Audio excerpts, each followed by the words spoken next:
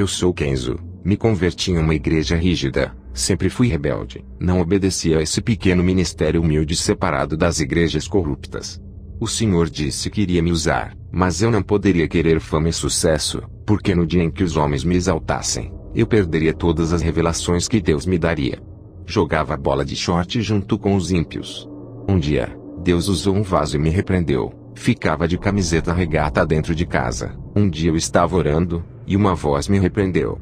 Quando aceitei a Jesus, tive que jogar minhas correntes de pescoço no lixo. O Espírito Santo me incomodou. Depois de alguns anos vivendo uma vida santa, começou a nascer cabelos brancos na minha cabeça. Nesse tempo, eu já tinha mais intimidade com Deus.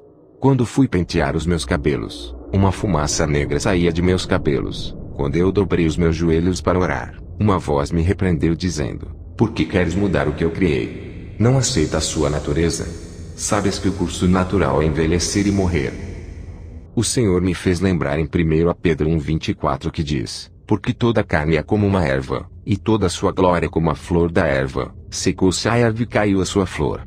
Em Jó 14:2 diz: "Nasce como a flor e murcha, foge também como a sombra e não permanece."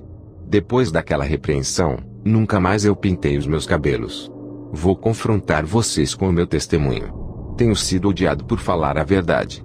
Prefiro agradar a Deus do que o homem. Não vou diminuir esse testemunho e também não vou aumentar, ou dizer coisas agradáveis somente para alisar o ego de quem está assistindo. Quero confrontar os pecados ocultos e denunciar as falsas lideranças. Fui em uma igreja onde eu vi um pastor que realizava milagres e curas. Pessoas eram curadas de enfermidades incuráveis. Aquele homem assoprava, e pessoas que estavam em sua frente caíam no chão. Ele tinha grande autoridade espiritual. Onde ele colocava as suas mãos, coisas aconteciam. Pessoas rodopiavam quando ele colocava as suas mãos em suas cabeças. Seu ministério era cheio de pessoas. Eu fazia visitas nessa igreja onde esse pastor ministrava. Eu queria adotar o mesmo estilo de pregação dele, e fazer grandes sinais em meu ministério, mas eu não tinha o mesmo dom de sinais desse pastor. Seu nome é Charles Mark Bavin, sua igreja era próspera, ele vivia fazendo a obra em várias igrejas da cidade, na cidade de Denver. Eu comecei a orar a Deus pedindo o mesmo dom do pastor Charles, mas Deus não me respondia. Eu não congregava no ministério desse pastor, minha igreja era simples. Um dia, Deus usou um vaso, e disse que iria me dar um ministério próprio. Eu já era casado na época. Fui para casa buscar confirmação de Deus. Dobrei os meus joelhos. Uma voz me dizia: "Vou colocar um ministério em suas mãos. Vai ser uma igreja diferente, onde você vai congregar. Eu não quero que faça teologia. O meu Espírito Santo irá lhe ensinar assim como ensinou Paulo, e fez ele escrever vários livros do Novo Testamento. Eu lhe ensinarei de um modo como nenhum pastor ensinou. Revelarei os meus mistérios, e tu ensinarás esse rebanho que colocarei em suas mãos. Tudo o que eu falar a ti, ensinarás às minhas ovelhas, será responsável por elas, e no dia do arrebatamento, me darás as ovelhas que lhe dei." Comece a ler de Gênesis até Apocalipse, ore e jejue. Vou revelar coisas novas as quais estão encobertas pelos olhos dos sábios. Eu tenho ocultado aos teólogos que não me buscam, tenho ocultado aos soberbos, mas aos humildes revelarei. Seja um servo humilde, faça uma aliança comigo hoje como o apóstolo Paulo fez, e verás a diferença que farei em tua vida. E Deus me deu um ministério. Sempre mantive a simplicidade de pastor, comparado aos pastores que tinham salários altos de suas igrejas. Nunca dependi do dinheiro de igreja. Eu poderia viver da obra de Deus e viver servindo ao povo 24 horas, mas eu escolhi não sobreviver da obra para que sobrasse dinheiro para ajudar os necessitados. A obra de Deus não é para enriquecer pastor, é para ajudar os necessitados. Sou empreendedor de um negócio próprio, não sou empresário. O que eu ganho vivo com minha família, e ainda ajudo a obra de Deus. O dinheiro tem sido um grande problema para os egoístas que pensam em si mesmos, e tem aprisionado muitos que se alegam, levando à condenação de suas almas. Irmãos, eu aprendi coisas novas, o Espírito Santo me ensinava. Não posso dizer que tudo que aprendi com meu ex-pastor foi em vão, serviu para eu compreender as novas revelações de Deus. Quando eu comecei o ministério justamente na direção em que Deus me falou, eu não coloquei campanhas de milagres oferecendo tudo o que o povo queria. Não vou oferecer o que Deus não pediu para oferecer. Não vou negociar as bênçãos de Deus para ganhar almas. Eu quero que venham buscar a Deus por amor. Eu me desfiz de qualquer método humano para ganhar almas. Não estou dizendo que é pecado usar a inteligência, estratégias para ganhar almas, desde que não fira a palavra de Deus. A melhor direção é a divina, aquela que vem do céu. Tem pastores que colocam teatro dentro da igreja. Isso é coisa de filme de Hollywood, algo diabólico. Por privar o meu ministério dos planos humanos de ganhar almas, passei por lutas no meu ministério. A igreja que eu fundei estava seca, só tinha eu, minha esposa e mais um irmão. Enquanto as outras estavam cheias, vários irmãos disseram que eu tinha que chamar cantores evangélicos, preletores famosos para atrair multidões. Eu disse para o irmão, se as pessoas não vão vir adorar a Jesus, não trocarei ele por outros que roubem a sua adoração. Ele me deu esse ministério e está nas mãos dele. O irmão disse, seu ministério vai fechar. Eu respondi, se fosse o meu ministério, eu acredito que fecharia, mas esse ministério não é meu. Eu disse para o irmão, abra a palavra para mim. Aquele irmão abriu a palavra, e caiu em Apocalipse 3, 7-8 que diz, e ao anjo da igreja que está em Filadélfia escreve, isto diz o que é santo, o que é verdadeiro, o que tem a chave de Davi, o que abre e ninguém fecha, e fecha e ninguém abre, conheço as tuas obras, eis que diante de ti pus uma porta aberta, e ninguém a pode fechar, tendo pouca força aguardaste a minha palavra, e não negaste o meu nome. O irmão me disse, Deus é contigo. Foram 6 meses de oração naquela igreja humilde, o Espírito Santo começou a enviar vidas para aquele lugar. Em um ano, o meu ministério lotou de pessoas sem precisar oferecer bênçãos, carros, casas e curas. O Espírito Santo curava, dava dons, várias pessoas se consertaram e largaram o pecado, renunciavam ao mundo. Irmãos de outros ministérios largavam seus pastores para congregar comigo. Isso causava ciúmes em vários pastores que só pensavam em somar, ajuntar, mas não sabiam doutrinar. Todos os que congregavam comigo diziam que tinha algo diferente no ministério que Deus me deu. Eles sentiam Deus bem pertinho deles. Eu disse, vocês querem saber qual é o segredo desse ministério? Jesus é o cabeça, ele está na direção. Obedecemos suas doutrinas enquanto as outras igrejas têm como cabeça os líderes, não Jesus, e não obedecem suas doutrinas, entristecem o Espírito Santo pelas suas insubmissões. As igrejas ficam frias sem a presença de Deus.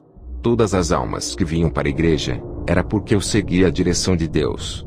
Em João 21, 6-8 está escrito, e ele lhe disse, lançai a rede para o lado direito do barco e achareis. Lançaram-na pois, e já não a podiam tirar pela multidão dos peixes. Então aquele discípulo a quem Jesus amava, disse a Pedro, é o Senhor. E quando Simão Pedro ouviu que era o Senhor, cingiu-se com a túnica porque estava nu, e lançou-se ao mar. E os outros discípulos foram com o barco porque não estavam distantes da terra, senão quase 200 côvados levando a rede cheia de peixes. Eu também obedeci à voz de Jesus. Essa receita deu certo para o meu ministério. Onde tem pecado há demônios trabalhando, e eles são como vermes de defuntos. Onde há carne podre, esses vermes se ajuntam. O pecado é igual à carniça que atrai todo tipo de demônio. A igreja que viver uma vida santa, uma vida pura, o Espírito Santo se atrai, e onde ele está, os demônios não ficam. Pureza atrai pureza, sujeira atrai sujeira. Vários pastores do meu bairro começaram a perseguir o meu ministério. Diziam que eu não era de Deus, enquanto os falsos profetas faziam abominações. Eles não denunciavam, mas atacavam o meu ministério. Satanás não se incomoda com igrejas que fazem a sua vontade, não se luta com guerreiros mortos. Somente as igrejas verdadeiras é que são perseguidas. Enquanto eles não denunciavam as igrejas falsas, eu tive que denunciar. O povo precisa sair de dentro dessas jaulas de prisões dos falsos profetas. 3 pastores que tocaram no meu ministério, morreram sem salvação, e outros 2 tiveram suas igrejas fechadas porque fizeram de tudo para fechar essa porta da verdade que Deus abriu. Se o meu ministério fosse da mentira, eu já teria pago um alto preço por enganar as pessoas. Muitos blasfemaram contra o Espírito Santo, dizendo que não era Deus quem operava em meu ministério que prega a sã doutrina. O Senhor disse que para esses que blasfemaram contra o Espírito Santo não havia mais perdão, apesar de ter muitos pastores enganadores. Os demônios fazem de tudo para que essas igrejas não fechem, para continuar enganando o povo. Eles vão enganar até quando Deus quiser. Os seus dias estão chegando onde Deus dará final por todas as suas maldades. Depois de abrir o ministério, recebi o dom da visão. Quando ainda era adolescente, recebi uma profecia de que Deus me daria o dom da visão. E Deus cumpriu, me dando um dom especial por eu dedicar minha vida a Ele. O propósito desse dom é o de combater o espírito da mentira que está entrando nas igrejas. No começo, quando os meus olhos se abriram para o mundo espiritual, fiquei assustado. Vi vários demônios andando no meio do povo, e outros voavam pelos ares. Fiquei apavorado. No outro dia, tudo estava normal. Parecia que eu tinha perdido o dom da visão. Depois os meus olhos se abriram, e enxergava o mundo espiritual de novo. Quero lhe dizer que o dom da visão é como qualquer outro. Quem recebeu o dom da cura, não vai sair curando todo mundo. Um dia várias pessoas são curadas através da oração. No outro dia ninguém é curado com a mesma oração. A mesma coisa são os preletores que receberam o dom da palavra. Vai ter dia que na sua pregação converterá várias pessoas. Vai ter dia que ninguém vai se converter. O dom da visão que eu tenho não era diferente.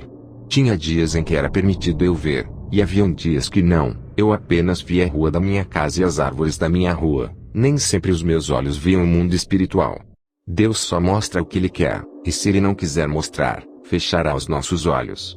Ver todos os dias o mundo espiritual não seria bom para minha mente. Isso tiraria o meu foco da realidade do nosso mundo. Graças a esse dom, eu podia ver o que acontecia por detrás das cortinas desse mundo. É um preço que eu pago por eu ter recebido.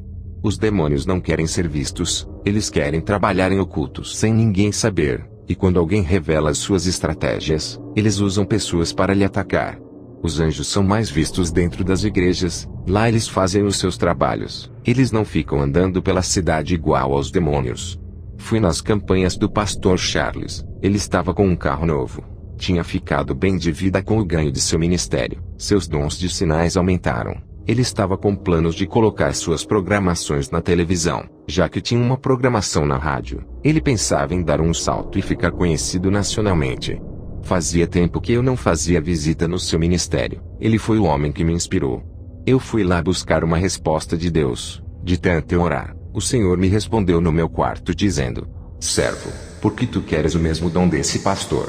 Esse dom eu não posso lhe dar. Eu fiquei triste com a resposta de Deus. Fazia tempo que eu orava pedindo esse dom do pastor Charles. Um dia, o Senhor me tocou para eu ir no culto do pastor Charles. Ao chegar lá, me assentei para ouvir uma de suas ministrações. Algo começou a acontecer naquele momento. Minha visão espiritual se abriu, e eu pude ver um demônio por detrás do pastor Charles. Tudo o que o demônio falava, o pastor repetia.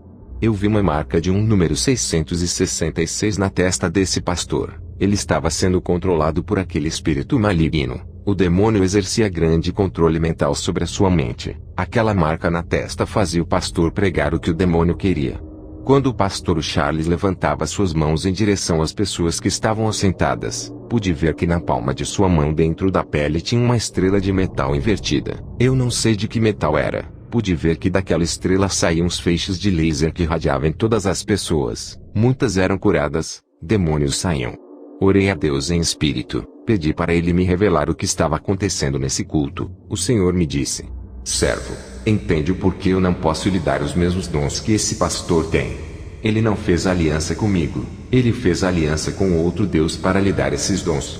Ele me aceitou, mas não quis viver uma vida santa, preferiu viver no luxo satisfazendo os desejos da carne. Ele não quis pagar o preço na oração para eu lhe dar os dons, preferiu o caminho mais fácil para obter esses dons e todo o conforto que ele quis. Eu estou dando chance para ele se arrepender e voltar para o caminho da luz. Se ele se voltar para mim, darei os meus dons para ele e tirarei esses dons do engano. Eu disse: Senhor, ele expulsa legiões de demônios. O Senhor disse: servo, não se deixe enganar. Somente quem tem o meu Espírito Santo pode expulsar demônios, pois a luz subjuga as trevas. Aonde houver trevas, a luz chega e ilumina tudo. Um pastor que tem demônio não pode expulsar outro demônio, pois ambos estão em trevas, o pastor e a pessoa que tem demônio. Lembra da minha palavra que eu disse quando estive na terra? Mas os fariseus, ouvindo isto, diziam: este não expulsa os demônios senão por Beelzebu, príncipe dos demônios. Jesus, porém, conhecendo os seus pensamentos, disse-lhes: todo reino dividido contra si mesmo é devastado, e toda cidade ou casa dividida contra si mesma não subsistirá. E se Satanás expulsa Satanás, está dividido contra si mesmo, como subsistirá, pois, o seu reino? Mateus 12, 24 a 26. O Senhor dizia: Servo, esse pastor não pode expulsar demônios. Ele tem pacto com eles. Não há reino dividido entre demônios. Tudo isso é uma farsa. Os demônios precisam usar alguém para enganar. Esse pastor é um instrumento dos demônios. Os demônios querem que as pessoas confiem nesse pastor do engano para ganhar as almas de uma congregação inteira. Os demônios realizam muitos sinais para que esse pastor nunca perca o crédito e continue a enganar com esse falso evangelho. Esse pastor é referência. Muitas pessoas confiam em seu ministério, acreditam que é o meu espírito que usa ele. Por isso, quando ele dá ordens aos demônios, eles saem para não manchar o seu ministério, e assim o espírito da mentira continua a reinar. Quando a voz do Senhor falou, eu fitei os meus olhos no pastor Charles. Ele desceu do púlpito e colocou sua mão onde foi introduzida essa estrela invertida no estômago de uma mulher. Ele revelava que aquela mulher tinha câncer. Ele expulsava o câncer, via aquele câncer sair como uma bola e entrava dentro da mão do pastor. Parecia que aquela estrela que estava introduzida dentro da sua mão tinha um imã que puxava. Depois, ele colocava sua mão para orar por um homem. Aquela bola saía de sua mão e entrava dentro daquele homem enquanto aquela mulher era curada. O homem ficava com o câncer dela. Percebi que o diabo não curava, apenas transferia as enfermidades para outros corpos. Depois eu vi um grande show com efeitos tecnológicos, luzes piscando para atrair os jovens. Tudo isso chamava a atenção da multidão. Havia uma estratégia humana para atrair pessoas. Havia muita manipulação da fé dentro dessa igreja. Os demônios cegavam os entendimentos daquelas pessoas através dos sinais. Tudo isso distraía as pessoas, segurava as suas atenções, não deixava elas pensarem no que havia de errado ali. O espírito do engano estava ali, mas muitas igrejas estão seguindo as mesmas técnicas de manipulação. Os demônios fazem aqueles cultos ficarem atrativos para chamarem atenção, fazendo eles não enxergarem o que estava de errado por detrás desses ministérios. Irmãos, eu enxergava demônios dentro dessas igrejas. Eu não vi Deus ali, não havia nenhum anjo ali. Tudo estava entregue nas mãos dos demônios. Eu visitei várias igrejas onde tinha demônios. Havia também anjos, mas naquela igreja não vi nenhum anjo. Fui embora para minha casa triste. Nunca mais colocaria os meus pés naquela igreja. Eu pensava que toda a igreja era de Deus, mas muitos abrem para propósitos malignos, pessoas usadas pelos demônios. Dobrei os meus joelhos e fui orar a Deus. Estava com vergonha de ter pedido um dom igual ao daquele falso pastor. Eu orei a Deus e disse: aonde está aquele povo santo que faz a diferença e coloca aqueles demônios para correr? Uma voz me disse: meu povo não está ali, estão todos aprisionados pelo engano, privados de conhecer a minha palavra como ela é de verdade. Eu chorei pela situação das pessoas que estavam perdendo a salvação, é o que diz na palavra, e ouvi outra voz do céu que dizia: sai dela, povo meu, para que não sejas participante dos seus pecados, e para que não incorras nas suas pragas, porque já os seus pecados se acumularam até ao céu, e Deus se lembrou das iniquidades dela. Apocalipse 18, 4 a 5. Não procura uma igreja que ofereça coisas prazerosas para sua carne. Procura uma igreja que incomode sua carne, que pregue contra a sua natureza pecaminosa. Procura uma igreja santa que te faça caminhar no caminho estreito. Deus age em igrejas assim. Não procure uma igreja que deixe você fazer o que quer, para que não sejas mais um enganado. Satanás se transfigura em anjo de luz para enganar, para fazer você acreditar que Deus está ali. Deus não habita onde existe iniquidade. O Espírito Santo é limpo, nunca entraria em lugar que profane o nome de Deus. Se vocês insistem em andar nas igrejas caídas, serão enganados. Eles te oferecem um evangelho sem compromisso com Deus, onde a noiva pode se prostituir com outros deuses. Nada é pecado, tudo é graça. Fazem Deus de garçom, só pedem bênçãos, mas não oferecem nada para Jesus, que são o corpo, alma e espírito. Qual é o esposo que continuaria casado com uma esposa que não se entrega completamente, não a ama? Amor fingido, interesseiro, só quer aquilo que ele pode oferecer, mas não quer compromisso. A maioria das igrejas são noivas interesseiras. Isso machuca o coração de Jesus. O Espírito Santo se afasta. O Senhor me mostrava uma visão. Vi como as pessoas seguiam o pastor cego, e ambos caíam dentro do abismo. As pessoas estavam sendo enganadas ali. Aonde não há a verdade, não tem libertação. Onde não tem o povo de Deus, os demônios reinam e dominam.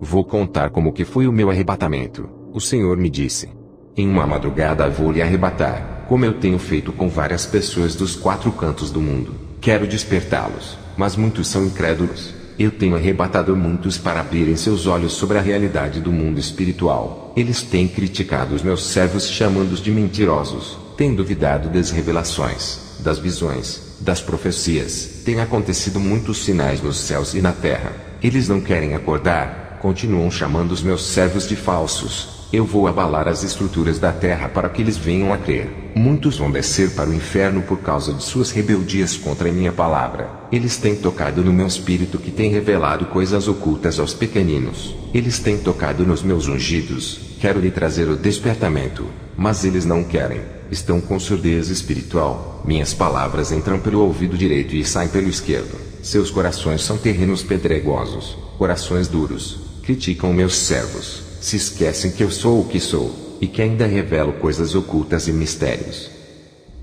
Em Jeremias 33:3 diz: Clama a mim, e responder-te-ei, e anunciar-te-ei coisas grandes e firmes que não sabes.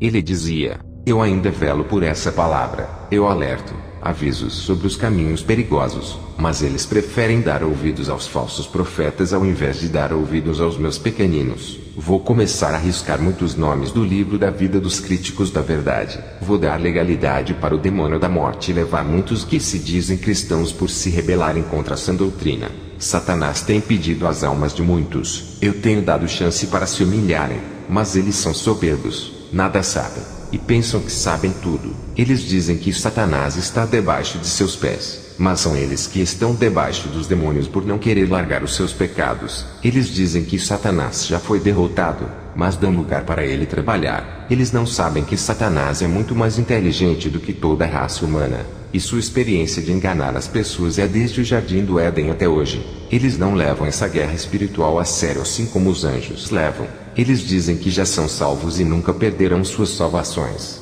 Uma vez salvo será salvo para sempre, mesmo que venha a pecar. Isso traz tranquilidade e falta de vigilância em suas vidas espirituais. E Satanás se aproveita de pequenas aberturas e entra em suas vidas. Vou te levar ao inferno, e mostrarei somente os lugares de cristãos que foram vencidos por se acomodarem em seus pecados. Eu ouvia somente a voz de Jesus quando ele se manifestou para mim com seu corpo de glória. Luzes saíam de seu rosto e do seu corpo. Eu e Jesus fomos ao inferno. Chegamos naquele lugar escuro e cheio de fogos vermelhos. O sangue das almas dava uma coloração para aqueles fogos. Cheguei em um lugar onde tinha os desviados que saíram da igreja, e um outro grupo de desviados dentro da igreja. Eles faziam parte das igrejas, mas não viviam a palavra. Eu fui em um lugar onde vi irmãos que tinham blasfemado contra o Espírito Santo. Perguntei a Jesus, quando foi que essas pessoas blasfemaram contra o Espírito Santo? Ele me respondeu: quando o Espírito Santo usa uma pessoa que vive na santidade, e alguém diz que aquela pessoa está sendo usada por demônios, estão chamando meu espírito de monstro. Isso é uma ofensa, e quando morrerem, serão chamados de monstro aqui no inferno, viverão em grande sofrimento, não há perdão para quem blasfemar. Vi pessoas católicas que blasfemaram e zombaram do Espírito de Deus, vi pastores que blasfemaram do Espírito Santo também. Jesus passou perto de um bispo, e ele pedia perdão por blasfemar. Jesus disse: qualquer que blasfemar do meu espírito, sua condenação é certa. Vi um irmão que blasfemou do meu ministério, dizendo que os demônios me usavam nas visões e revelações. Ele blasfemou do Espírito de Jesus. Eu fui em um lugar onde vi vários irmãos que andavam de short pela rua, andavam de camisa regata. Outros andavam sem camisa causando escândalos à palavra. Eles estavam no inferno. Eram pastores, bispos e apóstolos que pintavam os cabelos, faziam tatuagens, tratavam o templo do Espírito Santo como se fosse o templo do mundo. Vi pastores que usavam correntes no pescoço, pareciam rapper, usavam roupas largas, estavam no inferno. Uma irmã de salto alto pedia perdão e chorava. Essa irmã tinha um espírito de sedução, andava rebolando de salto alto. Pastores e bispos que tinham mais de 2 casamentos e estavam casando pela 3ª vez, banalizavam o matrimônio sagrado que Deus deixou, fazendo escândalos no meio evangélico. Eram crentes carnais que se divorciavam para se casarem quantas vezes quisessem, morreram sem pedir perdão pelos seus pecados e estavam no inferno. Em Marcos 10, 7-8 diz: por isso deixará o homem a seu pai e a sua mãe, e unir-se-á à sua mulher, e serão os dois uma só carne. E assim já não serão 2, mas uma só carne. Em Marcos 10:9 diz: portanto, o que Deus ajuntou não separe o homem. Fui em uma galeria no inferno, onde eu vi revistas da Sentinela, vi livros evangélicos com falsas doutrinas, livros espíritas e livros de magias, livros de doutrinas de demônios, livro escolar de filosofia. Todos esses livros ensinam ao contrário da palavra de Deus, dizendo que o homem veio do macaco, que o universo se criou sozinho, negando a existência de Deus. Isso está nos livros de educação como os de ciências, história, entre outros. Tudo para controlar as mentes igual a do pastor Charles, que tinha uma marca espiritual em sua testa. 1 Timóteo 4, 1-2 diz: mas o Espírito expressamente diz que nos últimos tempos apostatarão alguns da fé, dando ouvidos a espíritos enganadores, e a doutrinas de demônios, pela hipocrisia de homens que falam mentiras, tendo cauterizado a sua própria consciência. Satanás tem entrado dentro da teologia para cegar o entendimento. Em 2 Coríntios 4:4 diz: nos quais, o Deus desse século cegou os entendimentos dos incrédulos, para que eles não resplandeçam a luz do Evangelho da glória de Cristo, que é a imagem de Deus. Eu leio só a Bíblia, e o Espírito Santo me ensina. E demais disto, filho meu, atenta, não há limites para fazer livros, e o muito estudar é enfado da carne. De tudo o que se tem ouvido, o fim é: teme a Deus e guarda os seus mandamentos, porque isto é o dever de todo homem. Eclesiastes 12, 12-13. Livros de teologia cheios de ideologias humanas não acrescentam nada de santidade. Vê gibis de desenhos, gibis do Batman, Super-Homem, Homem-Aranha e outros. Vi variedades de gibis consagrados para entrar nas mentes das crianças, mudarem suas atitudes, fazerem elas não respeitarem os pais, virarem lésbicas, homossexuais, ficarem violentas, irem para o mundo do crime, dos vícios. Tinha conteúdos pornográficos infantil. Esses gibis de desenhos estavam cheios de dardos em cima deles. Eram pequenos alfinetes negros que entravam dentro da mente. Vi brinquedos consagrados a demônios como bonecas femininas. Existia uma variedade de bonecas que continham pequenos demônios dentro delas. Essas bonecas traziam tribulação para os lares, deixando as crianças perturbadas. Vi também bonecos masculinos que traziam demônios mirins. Fui em um lugar onde tinha vários adolescentes rebeldes que brigavam com os pais, e eles estavam ali por serem viciados em games. Os demônios possuíam essas crianças, deixando elas rebeldes. Esses demônios saíam de dentro de jogos de videogames. Muitos jovens estavam ali, tinham sonhos, planejavam futuros, mas morreram com tudo isso. Todos os seus projetos morreram ali. Que tristeza ver a nossa juventude se perdendo. O futuro da igreja está sendo destruído. Satanás armou um plano para destruir as crianças e jovens para não ter mais igrejas. Ele está formando uma geração incrédula através de desenhos e filmes. Essa geração adorará o anticristo. Eu vi todo o seu plano no inferno. O Senhor Jesus disse: conte tudo o que viu, mas aqueles que não acreditarem no seu testemunho serão os joios. Eu cobrarei desses, e lançarei os joios que lhe perseguirem no fogo. Eu arrebato os meus servos por amor. Eu não quero ver ninguém no inferno. Eu choro por cada alma que desce a esse lugar. Mas eles não querem ouvir. Eles esquecem que sou amor, mas sou justiça e pune os rebeldes. O Senhor e eu subimos para a terra. O Senhor disse para mim: quem profetizará sobre os ossos secos dessas igrejas, já que os falsos profetas não deixam os meus servos pregarem a verdade? Eles dizem que não largam o pecado porque o Espírito Santo não testificou em seus espíritos. Mas o Espírito Santo não pode testificar em espíritos mortos. Eles estão afastados de mim, longe de meus caminhos, não ouvem a minha voz, não sentem o meu espírito que está tão perto deles. Eles perderam as sensibilidades espirituais. 90% dessas igrejas não subirão, apenas 10% vão subir. Em Levítico 27:30 diz: também todas as dizimas do campo, da semente do campo, do fruto das árvores são do Senhor, santas são ao Senhor. Essas foram as suas últimas palavras. O Senhor me deixou em meu quarto onde meu corpo estava. No dia seguinte, contei na igreja onde pastoreio. Depois dessas revelações eu fiquei muito rígido, porque Satanás não brinca. O Senhor Jesus não está feliz com a situação das igrejas. Estão mortas na sua maioria. Depois eu tive uma visão. Vi vários altares quebrados. Eram poucos que estavam de pé. A maioria estavam em ruínas. O Espírito Santo me disse: o noivo não buscou a noiva ainda porque são poucas as que estão preparadas. Ele quer mais colheitas de almas. É preciso os altares serem restaurados, serem levantadas essas ruínas, para que o número de noivas aumentem. Faça essa oração comigo. Senhor Jesus, hoje me arrependo dos meus pecados. Creio que o Senhor derramou seu sangue para me salvar, deixando o seu trono de glória para morrer uma morte terrível de cruz. Sei que não tenho andado nas trilhas de seu caminho que lhe agrada, resistir às tentações como o Senhor resistiu. O Senhor é o meu Salvador e o meu Libertador, ressuscitou da morte e ascendeu ao céu. Um dia virá com toda a sua glória. Eu quero subir contigo. Eu creio que pertenço a ti. Sou seu filho e herdeiro de suas promessas. Hoje faço uma aliança contigo, igual àquela que tu fizeste na cruz. Amém.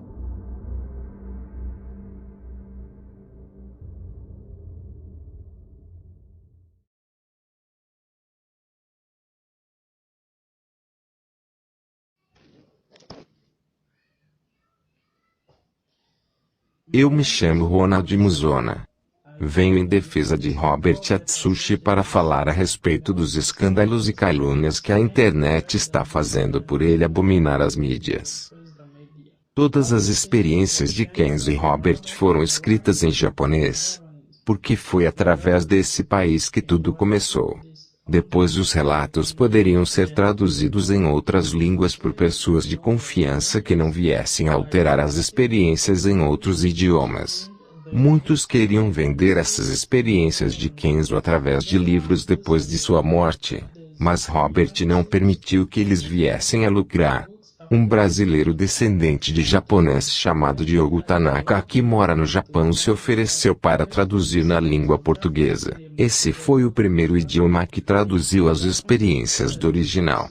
Diogo Tanaka queria escrever os livros na língua portuguesa para vender, mas Robert disse que não podia ser comercializado. Diogo apoiou o ministério de Robert e ganhou a sua confiança até ter alterado a primeira experiência de Kenzo. Kenzo começou o seu ministério na cidade de Timisoara, depois em Croacia na Romênia onde morou em 3 cidades desse país. Ele não começou o seu ministério em Denver nos Estados Unidos, e muito menos ter nascido lá igual Diogo Tanaka relatou na primeira experiência de Kenzo. Ele fez missão nos Estados Unidos passando por várias cidades, e teve a sua primeira experiência de arrebatamento e depois voltou. No segundo arrebatamento que ele teve ao voltar nesse país, ele tinha voltado a fazer missão em outras cidades americanas em lugares pobres. Depois de retornar ao seu lar, ele perdeu a esposa que foi embora e a sua casa foi destruída. Kenzo nunca falou em seu testemunho que nasceu em Denver, e nem Diogo afirmou isso quando traduziu. Apenas colocou que ele morava em Denver. Diogo alterou a cidade tirando as originais e colocou outra cidade, mas as visões ele não alterou quando as traduziu. Foi nos Estados Unidos que Kenzo conheceu Michael Watson e a sua irmã Kimberly, que foram impactados pelo seu ministério viajando para morarem perto do pastor se tornando seus membros. Depois da morte de Kenzo, eles ainda ficaram um tempo morando na Romênia que foi o primeiro país que Kenzo fez missão. Eles tinham esperança que mesmo depois da morte de Kenzo, a doutrina da igreja permaneceria, mas não conseguiram convencer a nova liderança, e retornaram aos Estados Unidos.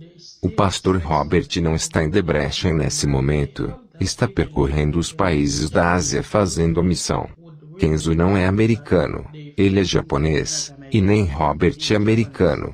Mas ele gostava de fazer a missão levando o seu filho Robert quando ainda era criança junto com ele ao lado da sua esposa percorrendo várias cidades americanas. Quando ele envelheceu junto com a sua esposa, ele não levou mais ela por causa da idade avançada, e o seu filho havia se desviado. As visões de todas as experiências de Kenzo não foram alteradas, mas apenas o nome da cidade. Diogo Tanaka fez isso porque Robert não deixou ele escrever o livro na língua portuguesa para obter lucros. Robert só vai se pronunciar na internet se Deus permitir. Ele não vai desobedecer a Deus para obedecer ao querer do homem que deseja sua promoção através da internet. Eu também faço a obra de missão, e nesse momento eu estou longe do meu país. Fiquem na paz de Jesus. Amém.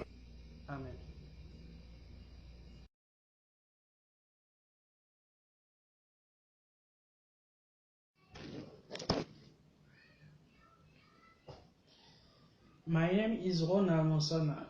I come in the defense of Robert Associates to say about the scandals and slander that the internet is doing because he embraces the media. All the experiences of Kenzo and Robert were written in Japanese because it was through this country that everything began. Then, report could be translated into other languages by trusted people who do not change their experiences in other languages. Many wanted to sell these experiences of Kenzo through books after his death, but Robert did not allow them to come to profit. A Brazilian descendant of Japan named Diego Tanaka, who lives in Japan, offered to translate in Portuguese. This was our first language to translate the experiences of original. Diego Tanaka wanted to write books in the Portuguese language to sell, but Robert said that it could not be marketed. Diego supported Robert's ministry and won his trust until he tampered with Kenzo's first experiences.